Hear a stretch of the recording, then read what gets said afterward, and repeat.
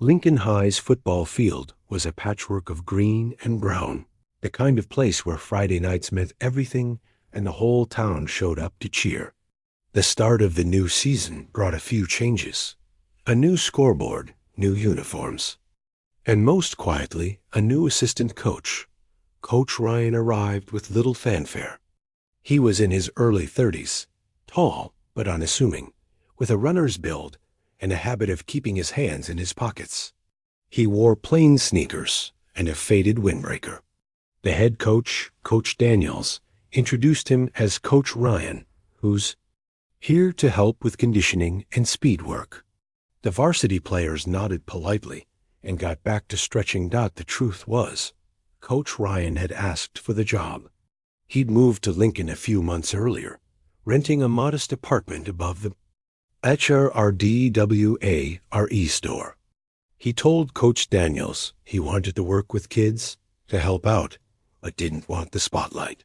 Daniels, desperate for reliable help, agreed. At first, the players didn't think much of him. He didn't bark orders or give long speeches. He just really watched, every drill, every sprint, every fumble. When he spoke, it was quiet and direct. Breathe before you cut. Keep your eyes up. Don't waste energy on what you can't control. Some of the seniors joked about his old shoes and how he never raised his voice. Probably never played a real game in his life, one muttered. But others noticed that when they followed his pointers, they ran faster, cut sharper, and recovered quicker. Coach Daniels, a veteran of small-town football, was skeptical at first, but he couldn't deny the results. The team's speed and stamina improved, and even the most stubborn players started to listen when Coach Ryan spoke. No one asked about his past. In Lincoln, people respected privacy, and Ryan, for his part, never volunteered much. He was always first to arrive, last to leave, and never missed a practice. By midseason, the Lincoln Lions were having their best year in a decade. The team was tighter, more disciplined, and thanks to Coach Ryan, faster than ever. The town buzzed with excitement, but the new assistant coach remained a mystery. One afternoon, after a particularly tough practice, a few players lingered in the locker room. You notice how Coach Ryan never talks about his own playing days? One asked. Maybe he was a bench warmer. Another joked, but Tyler, the team's fastest wide receiver, shook his head. Nah, you see the way he moves? The way he watches our form? He's done this before. I bet he ran track. The next day, Tyler stayed after practice, hoping to catch Coach Ryan alone. He found him on the track, running laps at a steady, effortless pace. Tyler jogged over, trying to keep up. Coach, you ever run track? He asked, breathless. Ryan smiled. A little. Why do you ask? You're fast. Like, really fast. Ryan shrugged. Old habit. Tyler grinned. You should race. Me sometime. Ryan laughed. Maybe one day? Word spread that the new coach could run circles around the team. Some of the guys started calling him Flash. Ryan took it in stride, never confirming or denying anything. One Friday night, after a big win, the team gathered at the local diner. Someone pulled up a video of the Olympic 400-meter final from a decade earlier. Check this out, a player said. This guy was a beast. Won gold for the U.S. and then disappeared. The video showed a young man, tall, lean, with Ryan's same easy stride crossing the finish line, arms raised in triumph. The resemblance was uncanny. Couldn't be, someone said. No way. But Tyler wasn't so sure. The season's biggest game was against Westfield High, Lincoln's oldest rival. The stands were packed, the air electric with anticipation.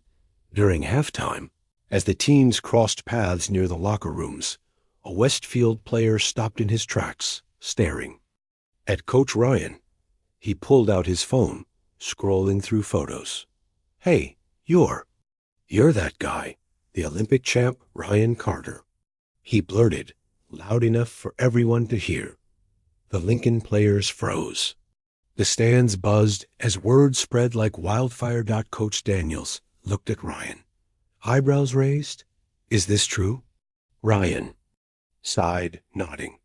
Yeah, that was me. But tonight, it's about you guys. Not me. But the secret was out. The crowd erupted in whispers and shouts. Coach, is it true? You're an Olympic champ? Why are you here? Ryan looked uncomfortable, but composed. I'm here because I love the game. I love teaching, and I believe in you. The Lincoln players were stunned. The quiet coach they'd overlooked was a living legend. The second half was a blur of adrenaline and excitement. The team played with new fire, inspired by the revelation. They won in a nail-biter, and the crowd rushed the field. After the game, the team surrounded Ryan, peppering him with questions. Why did he leave the spotlight? What was it like to win gold? Why come to their small-town school? Ryan smiled, sitting on the edge of the bench. Winning was great. But after the Olympics, I realized I missed being part of a team. I missed helping others get better, not just myself. So I found my way here. He told them about the pressure of fame, the loneliness that followed, and how he'd struggled to find purpose after the medals stopped shining. It took me a while to realize that real success isn't about the trophies. It's about showing up for others every day. Word of Coach Ryan's story spread through the school and the town. Students who'd never cared about track or football started coming to practice just to watch him work. Teachers invited him to speak in their classes. Parents thanked him for inspiring their kids. Coach Ryan's presence transformed the team. Players who had once coasted on talent started working harder, motivated by his example. He taught them discipline, resilience, and humility, the lessons he'd learned the hard way. The team made it to the state playoffs for the first time in years. But more important than the wins was the change in the players themselves. They supported each other, listened more, and carried themselves with quiet confidence. Ryan started a new tradition. Every Friday before a game, the team would gather in the locker room, not to talk about strategy, but to share something personal, a fear, a hope, a lesson learned. The ritual brought the team closer together, breaking down walls and building trust. At the end of season banquet, Coach Daniels handed Ryan the microphone. You've taught us more than just how to win, he said. You've shown us what it means to be a true champion. Ryan looked out at the team, the parents, and the staff. I'm proud of you all, he said simply. Remember, your worth isn't in your medals or your stats. It's in how you treat each other and the effort you give every day. The applause was long and heartfelt. Ryan stayed in Lincoln, becoming a beloved figure in the community. He started a youth track program, coached the girls' soccer team, and volunteered at the local food bank. He never sought the spotlight, but his impact was felt everywhere. Years later, when one of his former players won a college scholarship, he wrote Ryan a letter. You taught me how to run, but more importantly, you taught me how to live. Thank you, Coach. Ryan kept the letter in his desk, a reminder that sometimes the greatest victories happen off the field. The Monday after the big game, Lincoln High was buzzing. Students crowded the halls, whispering and pointing as Coach Ryan walked by. Some asked for autographs. Others just stared, unsure how to act around a real-life Olympic gold medalist. Coach Daniels called a staff meeting. Let's not overwhelm him, he said, but even he couldn't hide his pride. We're lucky to have him. Ryan tried to keep his routine. He showed up early, ran drills, and offered quiet encouragement. But things had changed. The players watched him with new eyes. Some were intimidated, worried they'd never measure up. Others were inspired, pushing themselves harder than ever. One afternoon, Tyler, the wide receiver, who'd first suspected Ryan's past, stayed after practice. He found Ryan sitting alone in the bleachers, watching the sunset over the empty field. "Coach?" Tyler asked, hesitating. "Can I talk to you?" Ryan nodded, patting the seat beside him. "I looked up your race," Tyler admitted. "I watched it like a dozen times. You were amazing. But why'd you leave it all behind?" Ryan was quiet for a moment, gazing at the fading sky. After the Olympics, everything changed. There were interviews, endorsements, people wanting a piece of me. It was exciting, but also lonely. I missed having a team. I missed being part of something where everyone mattered, not just the guy out front. Tyler nodded, thinking it over. "Were you scared? Coming here, starting over?" Ryan smiled, terrified. "But sometimes the scariest things lead to the best things. Like joining this team." Tyler grinned. "I'm glad you did, Coach." That conversation made its way through the locker room. Players who'd once coasted on talent now pushed themselves, not just for wins, but for each other. Ryan's story became a lesson. Greatness wasn't just about medals. It was about resilience, humility, and showing up for your team. That the story spread beyond the school. The Lincoln Gazette ran a front-page article, "Olympic legend coaches our Lions." Reporters called, TV crews showed up at practice, and the town's social media pages exploded with pride. At first, Ryan was uncomfortable with the attention. He'd come to Lincoln to escape the spotlight, not step back into it. But he soon realized something had shifted, not just in him, but in the people around him. One evening, the school hosted a community Q&A. The gym was packed: students, parents, teachers, even folks from neighboring towns. Ryan stood at the podium, fielding questions about his Olympic days, his training, and his decision to leave. It all behind. A little girl in the front row raised her hand. "Coach Ryan, do you miss running in front of all those people?" Ryan knelt down, meeting her eyes. "Sometimes. But I like running here too. It's not about the crowd. It's about the joy of running and the people you run with." The crowd applauded. Parents thanked him for inspiring their kids. Teachers asked him to speak in their classes. Ryan agreed, but always brought the focus back to the team, to Lincoln, to the idea that greatness could be found anywhere, that everyone found inspiration right away. Marcus, a sophomore lineman, had always felt like an outsider. He was big, quiet, and struggled with confidence. After Ryan's secret was revealed, Marcus felt even more invisible.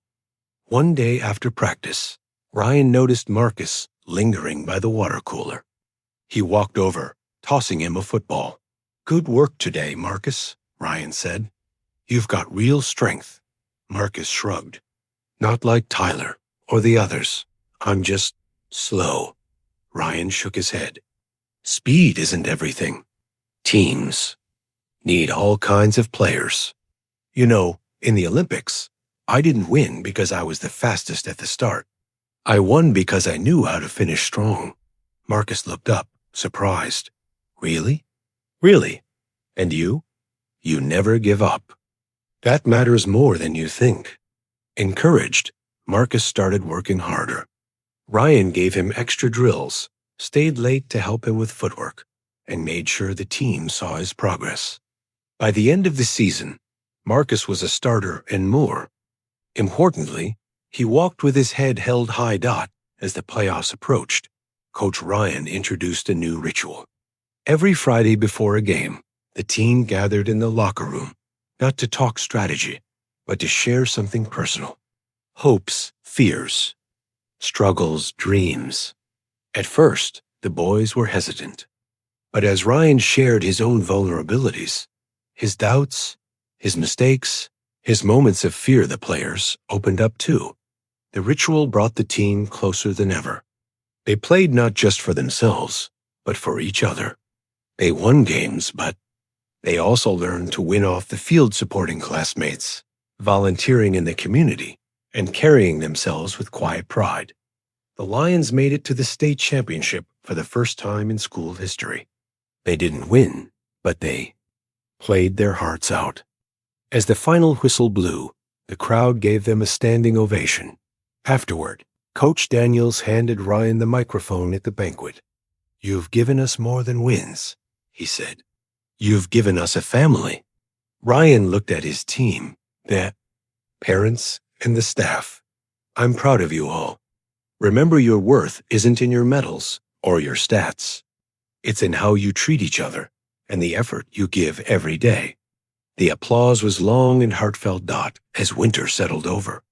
Lincoln, the excitement from the football season, lingered in the halls and hearts of the town. Coach Ryan's story had become a kind of legend, one that inspired not just athletes, but anyone who'd ever felt overlooked or unsure of their place. The local newspaper ran a follow-up piece, "Gold Medal Lessons: How a Quiet Coach Changed Lincoln High," and the story was picked up by a regional TV station. For a few days, reporters tried to catch Ryan for interviews. He politely declined, telling them, "This isn't about me. It's about these kids, this team, and what we build together." The school's guidance counselor, Miss Patel, noticed a shift among the students. "They're more supportive of each other," she told the principal. "I see them helping out, listening, and even standing up for classmates who used to be left out." The football team started volunteering at local charities and tutoring younger students. Ryan encouraged them, reminding them that leadership wasn't just about what happened on the field. One afternoon, a group of parents approached Ryan after practice. "Our kids have changed," one mother said, her voice full of gratitude. "They talk about teamwork, about not giving up. You've given them something more than football." Ryan smiled, humbled. "They did the work. I just tried to show them what's possible." Tyler, the wide receiver, found new confidence, not just in his game, but in his life. He applied for college scholarships, something he'd never considered before. When he was accepted to a state university, he credited Coach Ryan in his essay. "He taught me that greatness isn't about being the fastest or the best.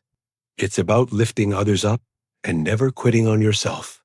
Marcus, the once shy lineman, became a leader in his own right. He started a peer support group for students struggling with confidence or anxiety. Ryan attended the first meeting, sitting quietly in the back, beaming with pride as Marcus spoke about perseverance and the importance of community. The school invited Ryan to speak at the winter assembly. The gym was packed students, teachers, parents, and even some of Ryan's old Olympic teammates who'd driven in from out of town. The principal introduced him as the coach who reminded us all that every person has a story worth telling. Ryan stood at the podium, looking out at the sea of faces. He spoke about his journey, the highs of Olympic glory, the lows of loneliness, and the unexpected joy of finding a new purpose in a small town. "You don't have to win medals to be a champion," he said. "You just have to show up, work hard, and care about the people around you."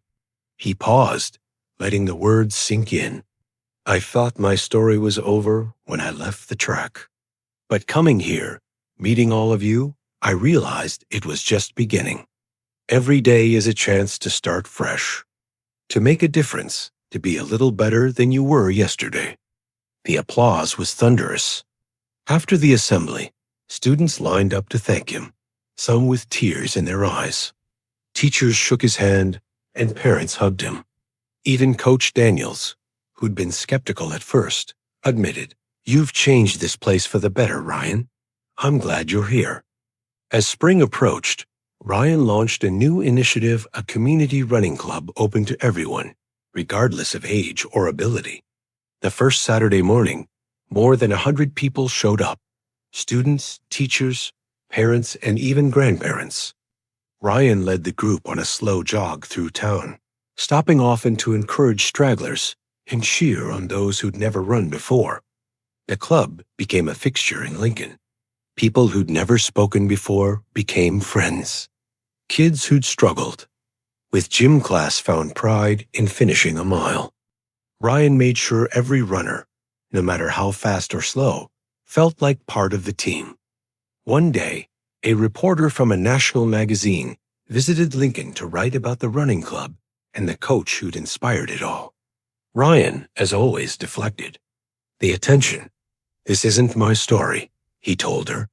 "It's theirs." But the reporter saw something more. In her article, she wrote, "Coach Ryan's greatest victory isn't the gold medal hanging in his closet. It's the lives he's touched, the community he's built, and the quiet legacy of kindness and resilience he leaves behind." At the end of the school year, the town held a celebration in Ryan's honor. There was a parade, banners hung from every lamppost, and a picnic in the park. Former players returned from college, parents brought their kids, and the mayor presented Ryan with a key to the city. Ryan stood on the bandstand, overwhelmed. He looked out at the crowd, at Tyler, Marcus, Coach Daniels, Ms. Patel, and all the people who'd become his family. He realized that, in Lincoln, he'd found what he'd been searching for all along: belonging, purpose, and a place to call home. As the sun set over the town, Ryan jogged one last lap around the old football field. He wasn't running for medals or records anymore. He was running for joy, for community, and for the simple, enduring truth that every life, no matter how ordinary, can make an extraordinary difference.